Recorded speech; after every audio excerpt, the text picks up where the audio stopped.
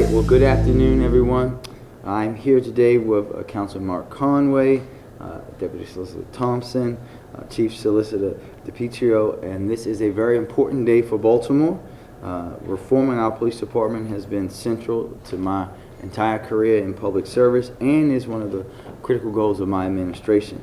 It is necessary that we, Mr. President, come on, Mr. President, it is necessary that we ensure that while we want our officers engaging in our community, that we're doing that through constitutional policing and ways that rebuild trust with our community. Trust that we all know has been marred by past corruption, wrongdoing, and criminal acts against our residents perpetrated by rogue individuals of our police department. Simply put, if the residents of Baltimore don't trust our police, we have no hope in resolving the violence that is gripping our city. This is why I'm proud to stand here today to sign City Council Bill 22-0234 into law, which will establish a police accountability board to investigate external complaints in partnership with our existing civilian review board, which previously was the only established accountability board in the entire state of Maryland. Together with the trial board, these bodies constitute a comprehensive mechanism to hold offending officers accountable and safeguard our communities from the actions of rogue police officers.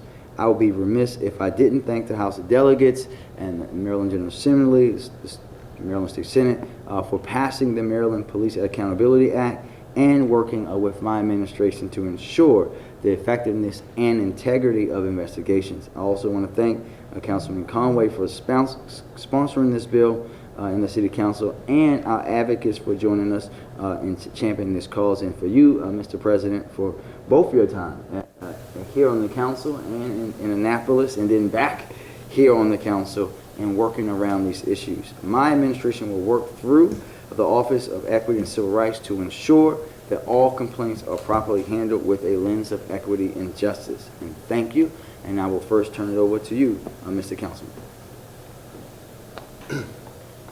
Thank you, Mayor Scott, for your partnership through this process. Your team was phenomenal in helping us get this bill done, and especially want to thank President Mosby for all the work that he done in order to get us to this point. This bill was a labor of love, a lot of back and forth, a lot of, and I see folks laughing behind me. It's a lot of work in a short amount of time, in the middle of budget week and otherwise, in order to get where we are today. But we have to remember why we did this. This is an incredibly important moment because we had a number of significant issues with our police department, leading into distrust and mistrust with our police officers. And we know that distrust has made their job more difficult ultimately. This today is a phenomenal opportunity for us to take a step in the right direction, or maybe a leap in the right direction. And I'm really appreciative of my colleagues on the council for all the work that they did, research back and forth, and especially the advocates that worked with us step by step through this process to get us here today.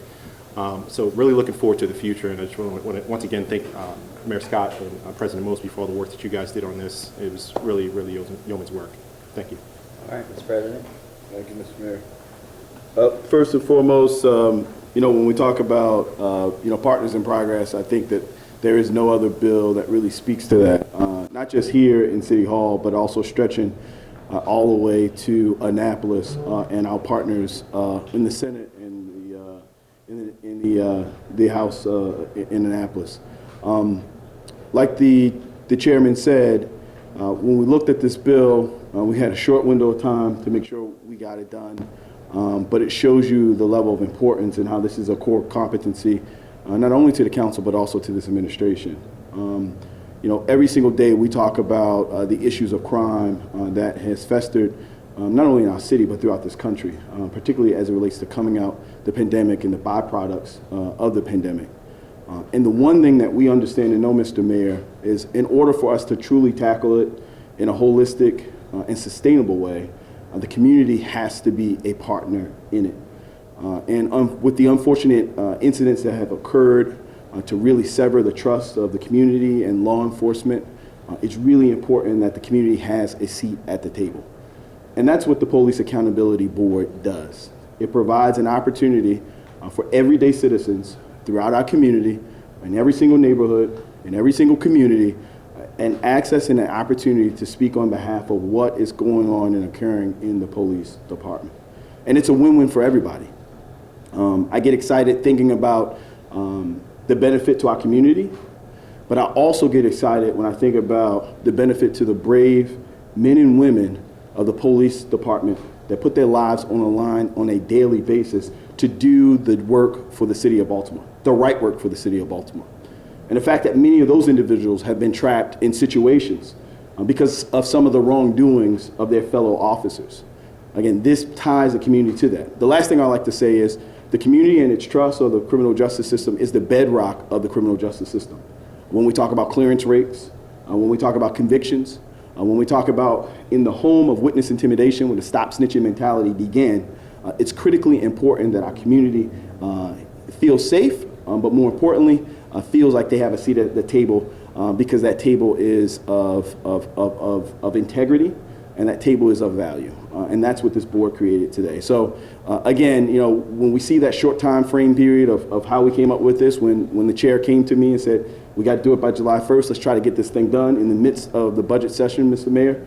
You know, my hat goes off to the chairman. He worked tirelessly, not only inside City Hall, but also outside with the advocates and folks that were really interested in this particular bill. And I'm excited at the product that we were able to come up with in such a short time period. Also to the administration, and I believe she's going to speak, but Elaine in the law department and all the hard work that we put in with the amendments and going back and forth. I mean, literally up into maybe an hour or two before our hearing. So again, when we talk about win-win solution, when we talk about partners in progress, I don't know of a bill that we can kind of point to as of date in this administration where we saw that across the board. So thank you to everyone involved. Thank you. And because we are on a tight time crunch, Mr. President, we're going to go right into signing the bill officially now. So, Mr. Chair.